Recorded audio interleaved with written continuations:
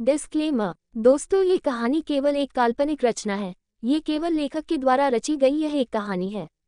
इसका वास्तविक जीवन से कोई भी संबंध नहीं है। कृपया आप कहानियों को केवल मनोरंजन की दृष्टि से ही सुने, और साथ ही अगर आप इस चैनल नॉवल स्टोरी 2.6 पर पहली बार आए हैं तो चैनल को सब्सक्राइब और वीडियो को भर भर लाइक करना ना भूलें। धन्यवाद।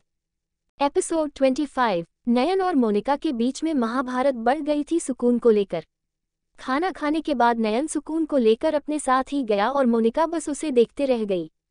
उसे समझ आ गया था कि शादी हो भी गई तो भी राजीव जी और मान्यता उसकी कोई मदद नहीं कर पाएंगे, क्योंकि नयन का पोसेशन बस बढ़ते जा रहा था। अब दिखने भी लगा था। नयन सुकून को लेकर वहां से सीधा अपने कमरे की तरफ गया और उसे बिस्तर पर लेटा दिया। सुकून ने कहा, नोनू, अब मेरे कपड़े बदल दो। नयन उसे देखने लगा और बोला, मैं क्यों बदलूं, खुद बदलो।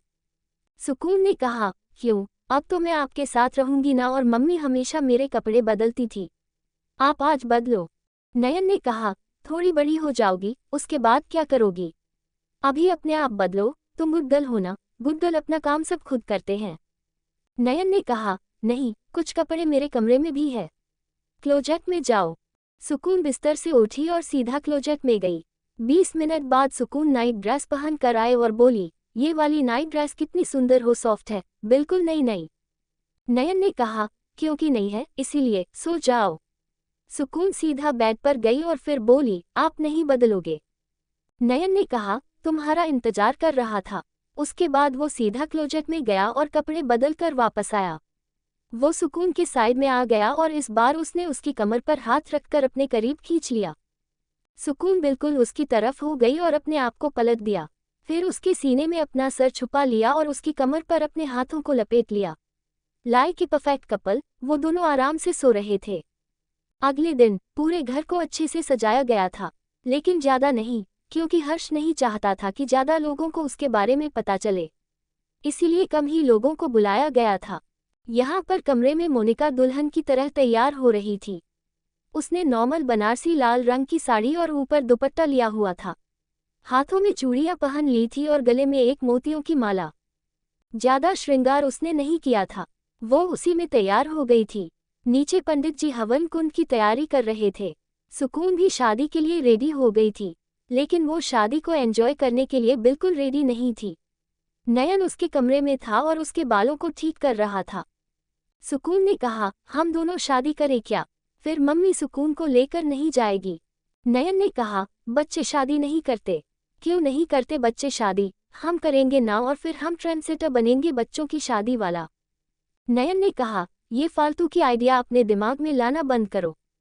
सुकून इस पर चुप हो गई और वो छोटा सा क्यूट सा घाघरा चोली पहनकर इधर उधर घूम रही थी।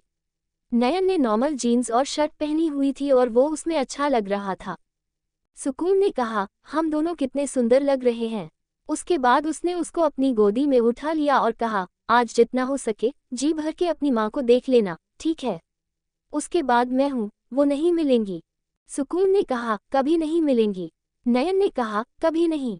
उसके बाद वो उसे लेकर नीचे की तरफ आ रहा, जहाँ पर मोनिका और हर्ष पहले से उनका इंतजार कर रहे थे। धीरे धीरे शादी की विधियां आगे बढ़ रही थी।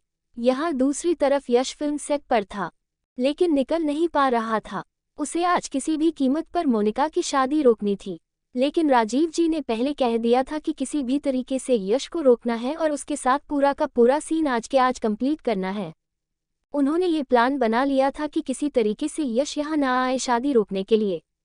यश ने डायरेक्टर के ऊपर चिल्लाते हुए कहा, फिल्म मेरे से चल रही है, मेरे से, और तुम मुझे जाने से रोक रहे हो। डायरेक्टर ने इस पर भड़कते हुए कहा, मिस्टर यश, आप ज्यादा पैसे वाले हैं, इसका मतलब ये नहीं है कि आपकी दादागिरी चलेगी। फिल्म मेरी है, पैसा लगा है। हम दोनों परेशान हो गए हैं आपकी हरकत से। 2 दिन पहले भी आप फिल्म को अधूरा छोड़कर चले गए। 2 दिन आप आए नहीं, और आज भी आप क्या चाहते हैं कि हम फिल्म को डिले कर दे? हमने 17 तारीख रखी है इसकी रिलीज डेट की, और अब तक आधे से ज्यादा फिल्म पेंडिंग पड़ी हुई है।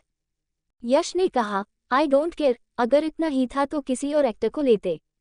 डायरेक्टर ने इस पर गुस्से में कहा, हाँ हाँ, बिल्कुल सही कहा, किसी और को ले लेता, और शायद इसीलिए आप अमेरिका छोड़कर इंडिया आ गए।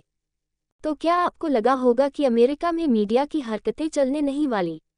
इंडिया में खूब चलेंगे। ट्रोल हो जाऊंगा अच्छे से, मेरा नाम ऊपर तक आएगा सारी हरकतें करके, तो ऐसा कुछ नहीं होगा, आपका भी नाम डूबेगा ही। यश ने इस पर जोर से डायरेक्टर के गाल पर थप्पड़ मार दिया, क्योंकि वो सच में भूल गया था वहां पर मीडिया वाले भी थोड़े थोड़े थे। उन्होंने तुरंत यश की वीडियो को बनाना शुरू कर दिया था और तुरंत उसकी ये डायरेक्टर को थप्पड़ मारने वाली वीडियो वायरल हो गई। आधे घंटे बाद ही यश और डायरेक्टर की बहस, फिल्म का रुकना, सब कुछ न्यूज़ की हेडलाइन में छप चुका था। यश, जो वहां से भाग गया था और उसके मैनेजर ने उसे बताया था कि ऐसे सब कुछ हो गया है। यश हद से ज्यादा परेशान हो था। आखिर कौन था जिसने उसकी डायरेक्टर को मारने वाली वीडियो बना दी और हर जगह उसे स्प्रेड कर दिया। यश ने कहा, तुम ओबरॉय मेंशन ले चलो गाड़ी को। ड्राइवर ने गाड़ी मेंशन की तरफ बढ़ा दी और यहाँ पर शादी चलते चलते रुक गई थी, क्योंकि अचानक से वहां पर हर्ष का वो बेटा आ गया था, जिसने उसे अंकल कहकर बुलाया था। वो उसके पास था और हर्ष उसे गुस्से से देख रहा था। उसे लड़के ने कहा, अंकल अंकल, अब तो मुझे मेरे घर जाने दो, मेरी फैमिली परेशान हो रही है मेरे लिए। हर कोई उसके लिए अंकल सुनकर सब हैरान हो गया। मोनिका ने कहा, ये सब क्या है? तुमने तो कहा कि तुम्हारा बेटा है, तो तुम्हें अंकल क्यों बुला रहा है? उसे लड़के ने कहा, मैं इनका बेटा नहीं हूँ, मेरी मम्मी पापा तो बहुत गरीब है। इन्होंने मुझे नाटक करने के लिए उन्हें पैसे दिए थे, पूरे 10 करोड़ रुपए। टाइम हो गया है, तो मुझे जाना है। इन्होंने कहा था कि सुबह के 10 बजे तक है और यहाँ तो 10:30 हो गए हैं। अब मुझे घर जाना है, मेरी फैमिली मेरा वेट कर रही है। उन्होंने कहा था कि मेरा स्कूल में एडमिशन भी करवाएंगे, वो भी अभी तक इन्होंने नहीं करवाया। मेरी मम्मी की जो ज्वेलरी उन्होंने घर बनाने में गिरवी रखे थे, वो भी छुड़ा पाएंगे, वो भी उन्होंने अभी तक नहीं छुड़वाया। और वहां पर कुछ लोग आ गए हैं घर तोड़ने के लिए और कह रहे हैं कि ज्वेलरी को अब वो बेच देंगे, मेरी मम्मी को वापस नहीं करेंगे। प्लीज़ अंकल, हेल्प करो ना, मेरा एडमिशन करवाओ, हमारा घर ठीक करवाओ और मेरी मम्मी की ज्वेलरी वापस दिलाओ, वो मेरी दादी ने उन्हें दी थी। इस पर हर्ष गुस्से से खड़ा हो गया और उस लड़के को थप्पड़ मारा। उसका सर हवन कुंड के पास जाकर लगा। मोनिका ने तुरंत अपने चेहरे पर हाथ रख तुरंत उसके पास आकर उसे उठाया और बोली, बेटा तुम ठीक हो ना? वो लड़का रोते हुए बोला, मुझे क्यों मारा? इन्होंने जैसा कहा था मैंने किया। उन्होंने कहा, यहाँ चलो, मैं वहाँ चला, मैं उनके साथ चला गया। उन्होंने कहा मेरे घर रुकना है, मैं रुक गया। उन्होंने कहा नो वेजिटेरियन खाना है, जबकि मैं नहीं खाता। इनकी वजह से मैंने अपना धर्म परिवर्तन किया और वो सब खाया, ताकि इनको बुरा ना लगे, और इन्होंने मुझे मारा और न ही अभी तक अपना काम किया। हर्ष ने गुस्से से कहा, मैं सिर्फ तेरा फायदा उठा रहा हूँ, तेरा फायदे उठाने में मैं तेरा मदद भी करूँ। कुछ भी समझा है क्या? सारा का सारा प्लान बिगाड़ दिया। मोनिका इस पर हैरानी से उसे देखने लगी और खड़े होकर बोली, कौन सा प्लान, कैसा प्लान? हर्ष ने कहा, शादी तो हो गई हमारी लगभग, सिर्फ मंगलसूत्र और सिंदूर रहता है, उसे भी तेरे गले में और मांग में फेंककर तुझे वहां पहुंचा दूंगा जहां सारी लड़कियों को पहुंचाया है। उसके बाद उसने उसके बालों को कसकर पकड़ लिया और अपने आदमी को बोला, मंगलसूत्र और सिंदूर लाकर दो। मोनिका ने कहा, क्या कर रहे हो? छोड़ो मुझे, मुझे तुमसे शादी नहीं करनी, छोड़ो मुझे, छोड़ो मुझे। हर्ष ने कहा, ऐसे कैसे छोड़ दूं? इतनी सारी लड़कियां मेरे हाथ में फंसी है, तू बड़ी मुश्किल से फंसी है मेरे हाथ में, तू बड़ी मछली है, तेरी कीमत भी बहुत है, तेरे जिस्म की कीमत मुझे पूरे के पूरे 300 करोड़ मिल रही है। आज तक 100 करोड़ किसी लड़की की जिस्म की नहीं थी, लेकिन तूने मुझे डायरेक्ट 300 करोड़ दिलवा दिए हैं। ऐसे कैसे तुझे छोड़ दूं, वरना वो बाद में मुझे कंगाल करके छोड़ देगा। मोनिका हैरान हो गई, उसने शादी के बाद क्या उसे बेचने का प्लान बनाया था? मोनिका उसके हाथों से अपने आप को छुड़ाने की कोशिश कर रही थी। सुकून ने कहा, छोड़ो मेरी मम्मा को। तभी वहां पर पुलिस आ गई। अचानक से गोली चली और हर्ष के दूसरे हाथ पर जाकर लगी। पुलिस को वहां देखकर अचानक से मोनिका को हर्ष ने छोड़ दिया। मोनिका जैसे ही बेहोश होने को हुई, राजीव जी तुरंत आगे आए और उसे अपनी बाहों में संभाल लिया। मोनिका पीछे जाकर गिरी। तभी वहां पर बाहर एक और गाड़ियां रुकी और यश उसमें से बाहर आया। पुलिस को बुलाने वाला यश ही था। यश ने कहा, इसे गिरफ्तार करो, लेकिन वो आगे का नज़ारा देखकर हैरान हो गया। पुलिस ने कहा, शुक्रिया, लेकिन आपसे पहले भी किसी ने हमें फ़ोन कर दिया था, पर उसने कहा था कि हम उनका नाम किसी को ना बताएं। सुकून भागकर अपनी मम्मी के पास गई और बोली, मम्मी आप ठीक हो ना? पुलिस ने कहा, आप डॉक्टर को बुलाए और कमरे में लेकर जाए। हर्ष को तो हम लेकर जाएंगे। आज तक उन्होंने बहुत गैरकानूनी काम किए हैं। फिल्म इंडस्ट्री में लड़कियों को फंसाया है।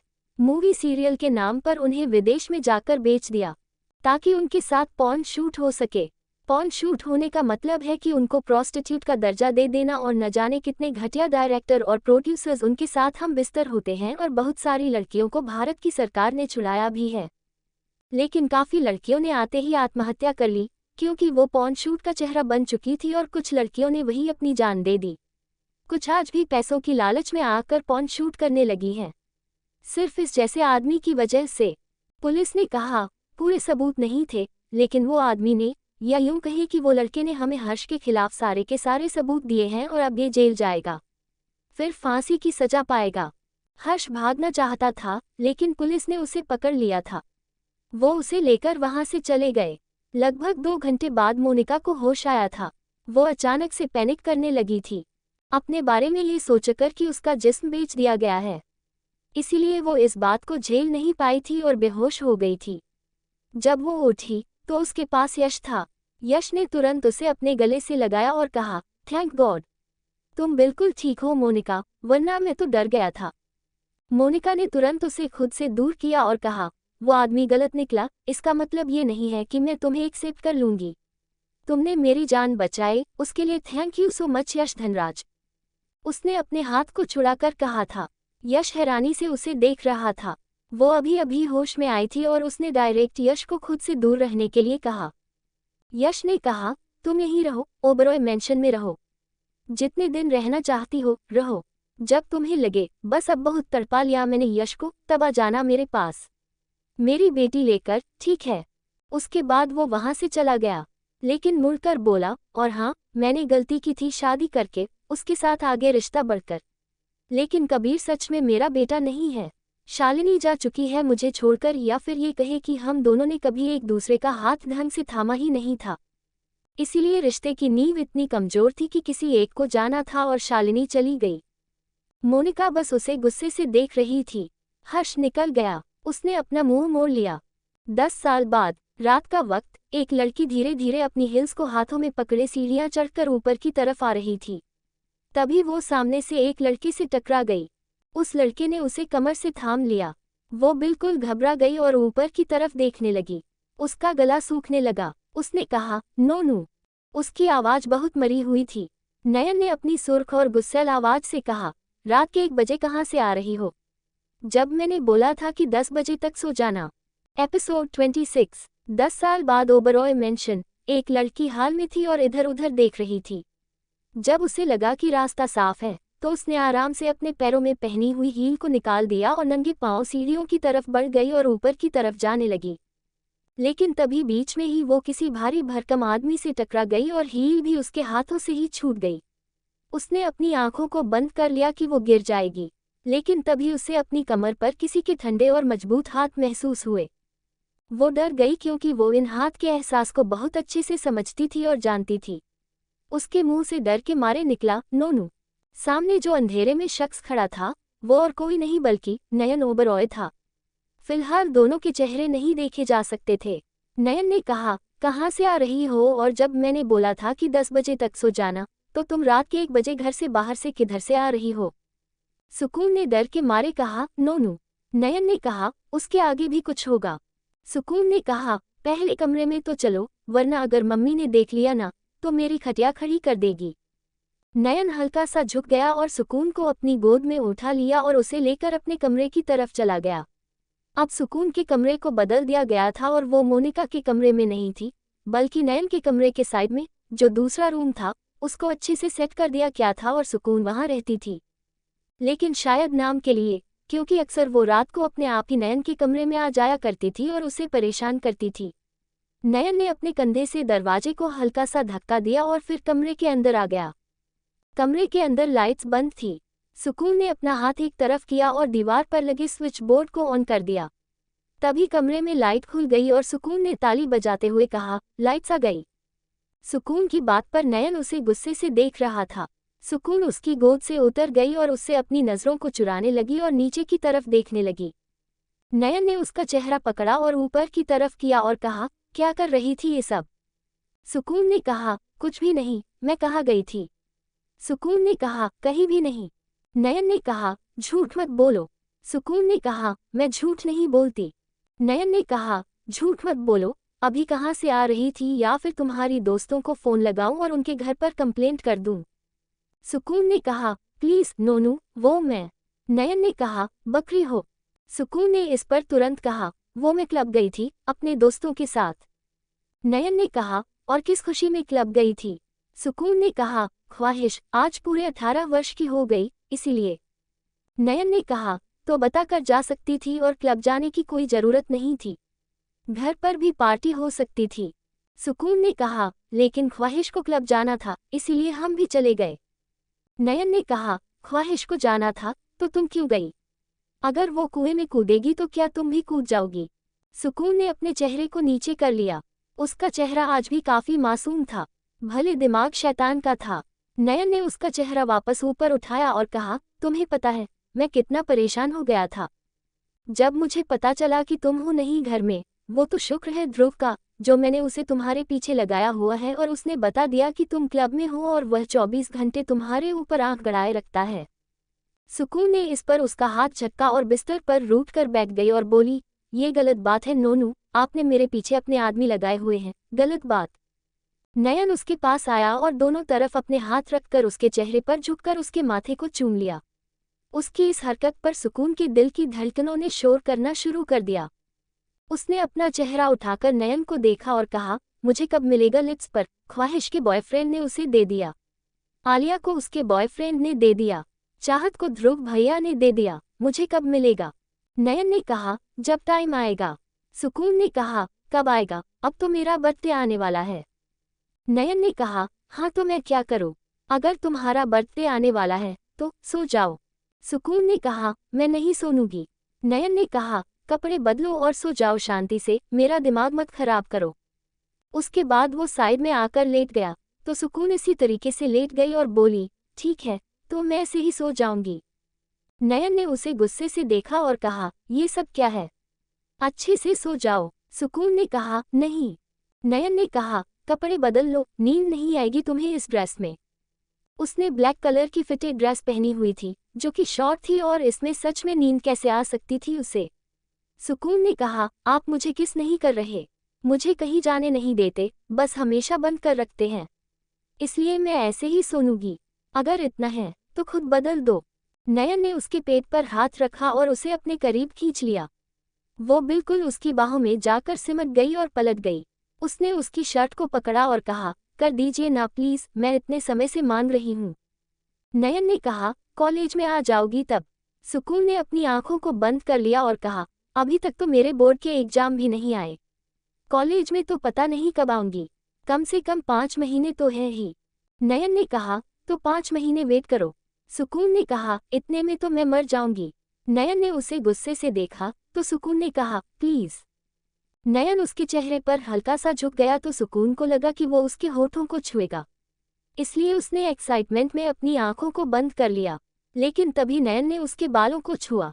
सुकून की सारी एक्साइटमेंट वहीं पर धरी की धरी रह गई। सुकून ने कहा, ये क्या है, यहाँ तो बचपन से करते जा रहे हो। नयन ने कहा, तो अभी तुम्हारा बचपन गया कहाँ है? ये बच्चों वाली हरकतें तो करती रहती हो, जब तक बड़ी नहीं हो जाओगी तब तक नहीं मिलेगा। उसके बाद उसने उसे अपनी बाहों में पकड़ लिया। सुबह का वक्त किचन से आवाज आ रही थी क्योंकि मोनिका वहां पर खाना बना रही थी। तभी पीछे से आकर सुकून ने उसे कसकर पकड़ लिया और कहा, क्या बना रहे हो? मोनिका ने कहा, कुछ भी बना रही हूँ, तू मेरा सर मत खा। सुकून ने कहा, क्यों, क्या हुआ? मोनिका पलटी और बोली, कहाँ गई थी रात को? सुकून ने कहा, कहाँ गई थी, घर पर थी। मोनिका ने कहा, मैं तेरे कमरे में गई थी तुझे देखने के लिए, तू वहां नहीं थी। सुकून ने कहा, वो तो मैं नोनू के कमरे में थी। मोनिका ने कहा, सुकून तू बड़ी हो गई है, अपने कमरे में रहा कर। नयन के कमरे में क्या करेगी? उसे अकेले सोने दिया कर, न खुद सोती है न दूसरों को सोने देती है। सुकून मुंह बनाते हुए बाहर आ गई और बोली, पता नहीं क्या हो जाता है सुबह सुबह इनको, हमेशा मुझ पर भड़कती रहती है। उसके बाद वो बाहर राजीव जी से टकरा गई। राजीव जी ने कहा, क्या कर रही हो बेटा, आराम से। उसने सर उठाकर उन्हें देखा और कहा, सॉरी अंकल। उसके बाद उसने अपना चेहरा नीचे की तरफ झुका लिया तो राजीव जी ने कहा, क्या हुआ? सुकून ने कहा, मम्मी, पता नहीं क्या हो जाता है उन्हें, हमेशा। उसके बाद वो मुंह बनाने लगी। राजीव जी ने कहा, कुछ नहीं, तुम रात को थी नहीं ना, इसलिए। वैसे कहाँ गई थी? सुकून ने कहा, क्या घर में सबको पता है कि मैं घर पर नहीं थी? राजीव जी ने कहा, हाँ, सबको पता है। सुकून ने अपने मन में कहा, उन्होंने सबको बता दिया। राजीव जी ने कहा, नहीं, तुम्हारे नोनू ने किसी को नहीं बताया था, हमें खुद पता चला है। सुकून ने कहा, तो आप लोगों ने भी अपने जासूस मेरे पीछे लगाए हुए हैं? राजीव जी ने कहा, जासूस नहीं तो, और वैसे भी तुम अपना फोन घर पर छोड़ कर गई थी। भूलो मत, अच्छे से याद है हमें, उसके सारे के सारे मैसेज तुम्हारी मम्मी ने पढ़ लिए थे। सुकून ने अपने सर पर हाथ नहीं मारा और कहा, अरे हाँ, भूल गई थी। फोटोज भी अच्छे से क्लिक नहीं कर पाए। मेरा सबसे लेटेस्ट फ़ोन था, आईफोन, इतनी अच्छी अच्छी फोटोज आती, लेकिन नहीं, सब कुछ मिस हो गया और आईफोन मम्मी के हाथ लग गया है। मेरी किस्मत फूटी हुई है। उसके बाद अपने सर पर बार बार मारने लगी। पीछे से मोनिका ने कहा, क्या सर पर पागलों की तरह मार रही हो? पागल खाने में तेरा एडमिशन करवा दूं? सुकून ने कहा, कॉलेज में करवा दो। मोनिका ने सबको ब्रेकफास्ट पर बुलाते हुए कहा, हाँ, तेरे लक्षण तो दोबारा फर्स्ट क्लास करने के हैं और तुझे जाना है कॉलेज। ठीक से ये पढ़ाई तो हो नहीं रही है और कॉलेज जाना है महारानी को। सुकून ने कहा, आपको ऐसा क्यों लगता है कि मैं अच्छे से पढ़ाई नहीं करती? मोनिका ने उसे देखते हुए कहा, क्योंकि तुझे देखकर लगता है। अगर गलती करने में नंबर 1 है, लेकिन पढ़ाई में बिल्कुल 0 होनी चाहिए। सुकून ने कहा, बड़े गंदे हो यार आप। मोनिका ने कहा, शांत रहो और अपने नोनू को बुलाओ। आया नहीं अभी तक वो नीचे खाना खाने के लिए। सुकून ऊपर की तरफ चली गई और सीधा उसने नयन के कमरे का दरवाजा खोला तो उसने देखा, नयन जस्ट अभी वॉशरूम से बाहर आया था नहाकर और मोबाइल लेकर बालकनी की तरफ जा रहा था। सुकून ने कहा, बालकनी की तरफ कहाँ जा रहे हो? नयन मुड़ गया और नयन की वो हॉट एंड अट्रैक्टिव बॉडी सुकून के सामने आ गई थी, पर उसकी नज़र बस नयन के सीने पर जाकर अटक गई। वो उसे काफी लस्ट भरी नजरों से देख रही थी। उसने अपने निचले होठ को अपने दांतों में दबाया और उसे बार बार बाइट करने लगी। नयन ने कहा, होठों को क्यों काट रही हो, उनकी क्या गलती? सुकून ने कहा, आपको तो पता भी नहीं कि फ्लर्ट करना किसे कहते हैं। उसके बाद उसने अपने हाथों को पीछे की तरफ ले जाकर बांध दिया और उसकी तरफ आ गई और उसके गालों पर एकदम किस कर दिया। नयन ने कहा, क्या कर रही हो? सुकून ने अपने हाथों को आगे किया और उसके सीने पर रखा। फिलहाल उसकी बॉडी से हिट पैदा हो रही थी क्योंकि वो शॉवर लेकर आया था। उसने कहा, ये गलत बात है, अपने अकेले अकेले हॉट शावर लिया। नयन ने नॉर्मल पानी से नहाया था। नयन ने कहा, तो जाओ, जाकर ले लो। सुकून ने कहा, अब क्या मजा, आप तो नहा चुके। नयन ने कहा, तो तुम्हारे नहाने से मेरा क्या ताल्लुक? सुकून ने कहा, थोड़े से भी रोमांटिक नहीं हो, थोड़ा सा तो बन जाओ। उसके बाद वो अपनी उंगली को उसके सीने के पास बीच में गोल गोल गोल गोल गोल घुमाने लगी। नयन ने एकदम से उसकी उंगली को पकड़ लिया और कहा, यह क्या हरकत है? सुकून बिल्कुल उसके चेहरे के पास आ गई और उसे अपनी उंगली से सहलाते हुए बोली, रोमांटिक हरकत है। उसके बाद उसने अपने होठों का पाउट बनाया और एक जोर का फ्लाइंग किस कर दिया। नयन ने कहा, बच्चों की तरह हरकतें करना बंद कर दो। सुकून ने कहा, आपने ही कहा था कि मैं बच्ची हूँ, तो बच्चे की तरह हरकत करूंगी। उसके बाद उसने अपने दूसरे हाथों को उसके कंधे पर रख कर दबा दिया। नयन ने कहा, क्यों मुझे हर दिन सेंड्यूस करती हो? एक दिन सूट समेत बदला लूंगा। सुकून उसके चेहरे के पास अपना चेहरा ले आए और सैडिक्टिव वॉइस में बोली, हाँ तो लीजिए ना, कमरे में लीजिए, बिस्तर पर लीजिए, कहीं भी लीजिए, कर लीजिए। उसके बाद वो उसके होठों की तरफ बढ़ने लगी और अपनी आंखों को बंद कर लिया। तो दोस्तों, आखिर कहानी में आगे क्या होगा, यह जानने के लिए इस स्टोरी को सुनते रहिए सिर्फ और सिर्फ novel_story_2.6 चैनल पर। और अगर कहानी आप सभी को पसंद आए तो वीडियो को लाइक, कमेंट और शेयर जरूर करें। धन्यवाद।